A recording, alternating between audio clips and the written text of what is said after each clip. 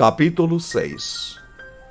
Aventura-se algum de vós, tendo questão contra outro, a submetê-lo a juízo perante os injustos e não perante os santos? Ou não sabeis que os santos hão de julgar o mundo? Ora, se o mundo deverá ser julgado por vós, sois acaso indignos de julgar as coisas mínimas? Não sabeis que havemos de julgar os próprios anjos? Quanto mais as coisas desta vida. Entretanto, vós, quando tendes a julgar negócios terrenos, constituís um tribunal daqueles que não têm nenhuma aceitação na igreja. Para vergonha vo-lo digo, não há porventura nem ao menos um sábio entre vós que possa julgar no meio da irmandade? Mas irá um irmão a juízo contra outro irmão, e isto perante incrédulos. O só existir entre vós demandas já é completa derrota para vós outros. Por que não sofreis antes a injustiça? Por que não sofreis antes o dano? Mas vós mesmos fazeis a injustiça e fazeis o dano, e isto aos próprios irmãos. Ou não sabeis que os injustos não herdarão o reino de Deus? Não vos enganeis, nem impuros, nem idólatras, nem adúlteros, nem efeminados, nem sodomitas, nem ladrões, nem avarentos, nem bêbados, nem maldizentes, nem roubadores herdarão o reino de Deus. Tais fostes alguns de vós, mas vos lavastes, mas fostes justificados em o nome do Senhor Jesus Cristo e no Espírito do nosso Deus. Todas as coisas me são lícitas, mas nem todas convêm. Todas as coisas me são lícitas, mas eu não me deixarei dominar por nenhuma delas. Os alimentos são para o estômago, e o estômago para os alimentos. Mas Deus destruirá tanto estes como aquele. Porém, o corpo não é para a impureza, mas para o Senhor, e o Senhor para o corpo. Deus ressuscitou o Senhor e também nos ressuscitará a nós pelo seu poder. Não sabeis que os vossos corpos são membros de Cristo? Eu, porventura, tomaria os membros de Cristo e os faria membros de meretriz? Absolutamente não. Ou não sabeis que o homem que se une à prostituta forma um só corpo com ela? Porque, como se diz, serão os dois uma só carne. Mas aquele que se une ao Senhor é um espírito com ele. Fugi da impureza. Qualquer outro pecado que uma pessoa cometer é fora do corpo. Mas aquele que pratica a imoralidade peca contra o próprio corpo. Acaso não sabeis que o vosso corpo é santuário do Espírito Santo que está em vós, o qual tendes da parte de Deus, e que não sois de vós mesmos? Porque fostes comprados por preço. Agora, pois, glorificai a Deus no vosso corpo. Capítulo 7. Quanto ao que me escrevestes, é bom que o homem não toque em mulher. Mas, por causa da impureza, cada um tenha a sua própria esposa e cada uma o seu próprio marido. O marido conceda à esposa o que lhe é devido, e também, semelhantemente, a esposa ao seu marido. A mulher não tem poder sobre o seu próprio corpo, e sim o marido. E também, semelhantemente, o marido não tem poder sobre o seu próprio corpo, e sim a mulher. Não vos priveis um ao outro, salvo talvez por mútuo consentimento, por algum tempo, para vos dedicardes à oração e, novamente, vos ajuntardes, para que Satanás não vos tente por causa da incontinência. E isto vos digo como concessão, e não por mandamento. Quero que todos os homens sejam tais como também eu sou. No entanto, cada um tem de Deus o seu próprio dom, um na verdade de um modo, outro de outro. E aos solteiros e viúvos digo que lhes seria bom se permanecessem no estado em que também eu vivo. Caso, porém, não se dominem, que se casem, porque é melhor casar do que viver abrasado. Ora, aos casados ordeno não eu, mas o Senhor, que a mulher não se separe do marido. Se, porém, ela vier a separar-se, que não se case ou que se reconcilie com seu marido, e que o marido não se aparte de sua mulher. Aos mais digo eu, não o Senhor. Se algum irmão tem mulher incrédula e esta consente em morar com ele, não a abandone. E a mulher que tem marido incrédulo e este consente em viver com ela, não deixe o marido. Porque o marido incrédulo é santificado no convívio da esposa, e a esposa incrédula é santificada no convívio do marido crente. Doutra sorte, vossos filhos seriam impuros, porém agora são santos. Mas se o descrente quiser apartar-se, que se aparte. Em tais casos, não fica sujeito à servidão nem o irmão, nem a irmã. Deus vos tem chamado à paz. Pois, como sabes, ó mulher, se salvarás teu marido? Ou como sabes, ó marido, se salvarás tua mulher? Ande cada um segundo o Senhor lhe tem distribuído, cada um conforme Deus o tem chamado. É assim que ordeno em todas as igrejas. Foi alguém chamado estando circunciso? Não desfaça a circuncisão. Foi alguém chamado estando incircunciso? Não se faça circuncidar. A circuncisão em si não é nada. A incircuncisão também nada é. Mas o que vale é guardar as ordenanças de Deus. Cada um permaneça na vocação em que foi chamado. Foste chamado sendo escravo? Não te preocupes com isso, mas se ainda podes tornar-te livre, aproveita a oportunidade. Porque o que foi chamado no Senhor sendo escravo é liberto do Senhor. Semelhantemente, o que foi chamado sendo livre é escravo de Cristo. Por preço fostes comprados.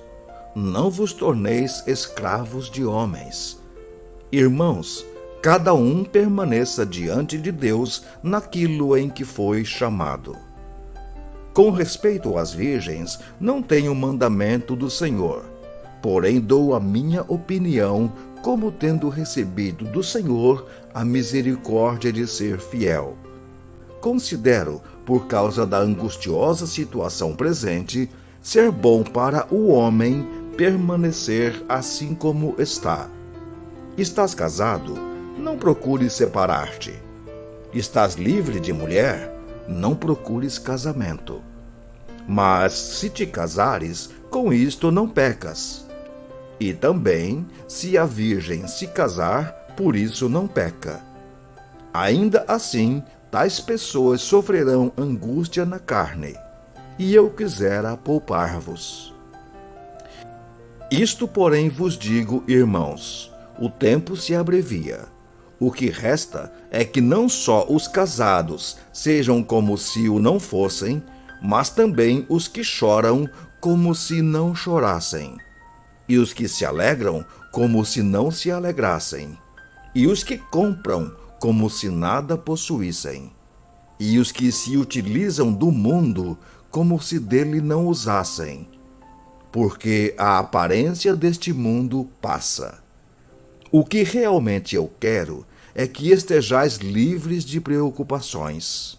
Quem não é casado cuida das coisas do Senhor, de como agradar ao Senhor.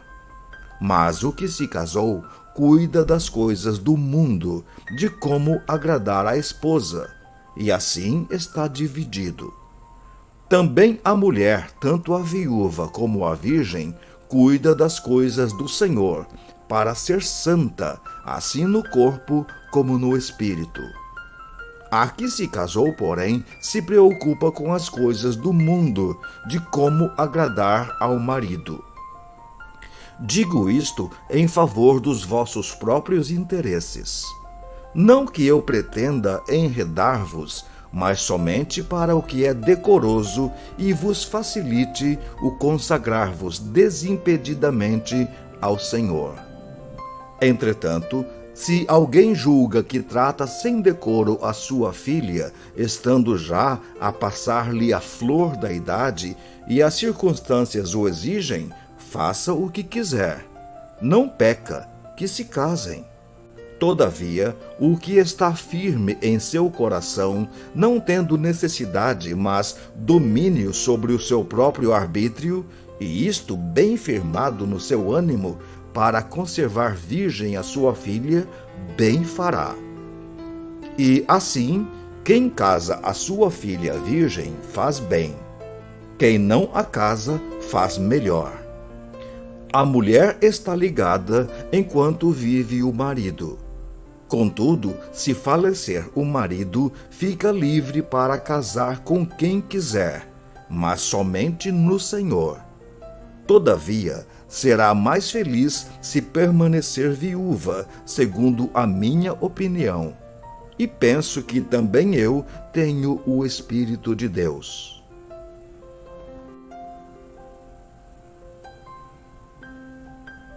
Capítulo 8.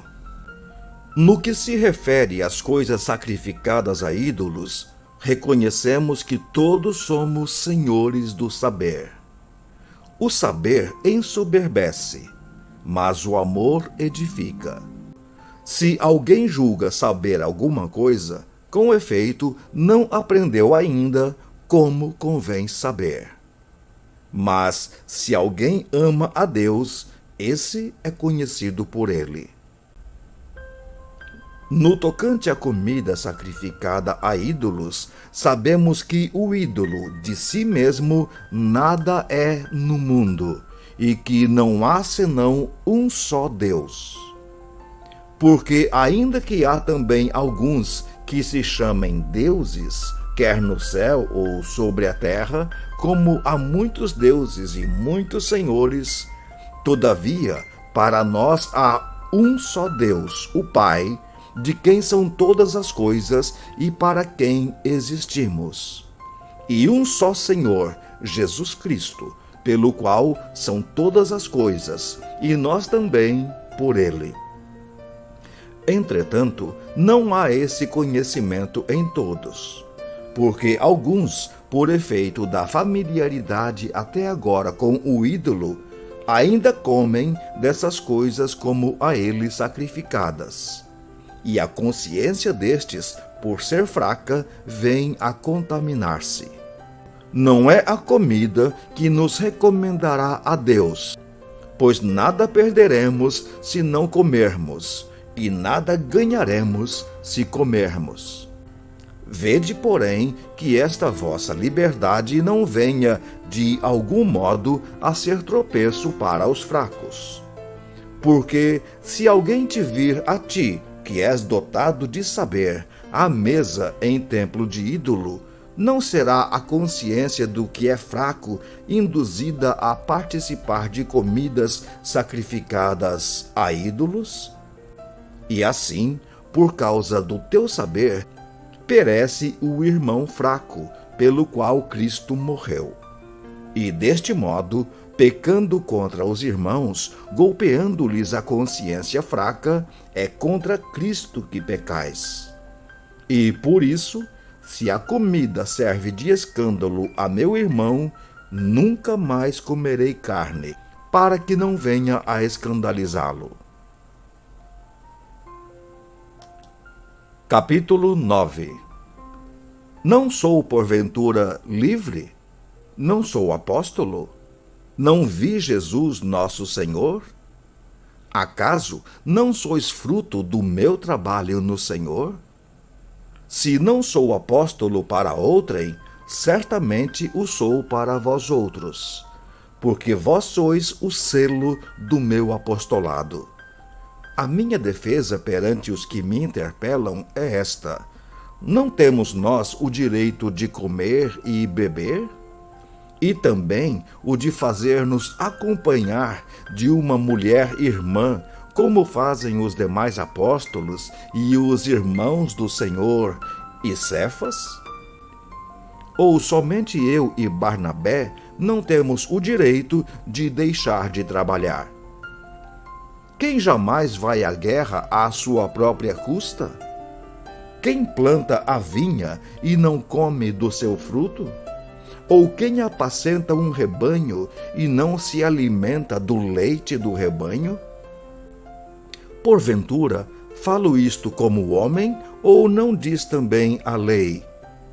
Porque na lei de Moisés está escrito: não atarás a boca ao boi quando pisa o trigo. Acaso é com bois que Deus se preocupa? Ou é seguramente por nós que ele o diz? Certo que é por nós que está escrito: pois o que lavra cumpre fazê-lo com esperança. O que pisa o trigo, faça-o na esperança de receber a parte que lhe é devida. Se nós vos semeamos as coisas espirituais, será muito recolhermos de vós bens materiais? Se outros participam desse direito sobre vós, não o temos nós em maior medida? Entretanto, não usamos desse direito. Antes, suportamos tudo para não criarmos qualquer obstáculo ao Evangelho de Cristo. Não sabeis vós que os que prestam serviços sagrados do próprio templo se alimentam? E quem serve ao altar, do altar tira o seu sustento? Assim ordenou também o Senhor aos que pregam o Evangelho, que vivam do Evangelho. Eu, porém, não me tenho servido de nenhuma destas coisas. E não escrevo isto para que assim se faça comigo. Porque melhor me fora morrer antes que alguém me anule esta glória. Se anuncio o Evangelho, não tenho de que me gloriar, pois sobre mim pesa essa obrigação. Porque ai de mim se não pregar o Evangelho. Se o faço de livre vontade, tenho galardão. Mas, se constrangido, é então a responsabilidade de despenseiro que me está confiada. Neste caso, qual é o meu galardão? É que, evangelizando, proponha de graça o Evangelho, para não me valer do direito que ele me dá. Porque, sendo livre de todos, fiz-me escravo de todos, a fim de ganhar o maior número possível. Procedi para com os judeus como judeu, a fim de ganhar os judeus. Para os que vivem sob o regime da lei, como se eu mesmo assim vivesse, para ganhar os que vivem debaixo da lei, embora não esteja eu debaixo da lei. Aos que vivem sem lei, como se eu mesmo o fosse, não estando sem lei para com Deus, mas debaixo da lei de Cristo, para ganhar os que vivem fora do regime da lei. Fiz-me fraco para com os fracos, com o fim de ganhar os fracos. Fiz-me tudo para com todos, com o fim de, por todos os modos, salvar alguns. Tudo faço por causa do Evangelho, com o fim de me tornar cooperador com ele. Não sabeis vós que os que correm no estádio, Todos, na verdade, correm, mas um só leva o prêmio? Correi de tal maneira que o alcanceis. Todo atleta em tudo se domina. Aqueles para alcançar uma coroa corruptível, nós, porém, a incorruptível. Assim corro também eu, não sem meta. Assim luto, não como desferindo golpes no ar. Mas esmurro o meu corpo e o reduzo à escravidão, para que, tendo pregado a outros, não venha eu mesmo a ser desqualificado.